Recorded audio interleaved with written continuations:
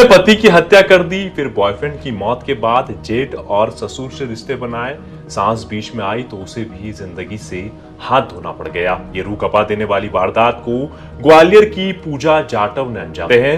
कभी कभी मासूम चेहरों के पीछे छुपी होती है ऐसी हैवानियत जो इंसानियत को शर्मसार कर देती है। कुछ ऐसी ही कहानी है ग्वालियर की पूजा जाटव की, जिसने उत्तर प्रदेश के झांसी में अपनी ही सास को मौत के घाट उतार दिया। दरअसल पूजा की जिंदगी पहली शादी के बाद से ही अपराध के इर्द गिर्द घूम रही थी। इसकी पहली शादी रेलवे कर्मचारी से हुई थी। शुरुआत में सब सामान्य था, लेकिन धीरे धीरे झगड़े बढ़े और फिर एक दिन उसने पति पर जानलेवा हमला कर दिया। पूजा जेल गई, लेकिन अपराध की राह यहीं खत्म नहीं हुई। जेल से छूटने के बाद कोर्ट में उसकी मुलाकात अपराधी कल्याण से हुई। दोनों लिव इन में रहने लगे, लेकिन जल्द ही कल्याण की संदिग्ध मौत हो गई। इसके बाद कल्याण के पिता अजय राजपूत ने इंसानियत दिखाते हुए पूजा को अपने घर में रख लिया। यहीं से शुरू हुई दूसरी कहानी। इस बार पूजा का रिश्ता बना कल्याण के बड़े भाई संतोष से, जो पहले से ही शादीशुदा था। पूजा ने एक बच्ची को जन्म दिया, लेकिन घर का माहौल तनाव से भर गया। इस बीच पूजा की नजर कल्याण के हिस्से की 8 एकड़ जमीन पर जा टिकी। वह उसे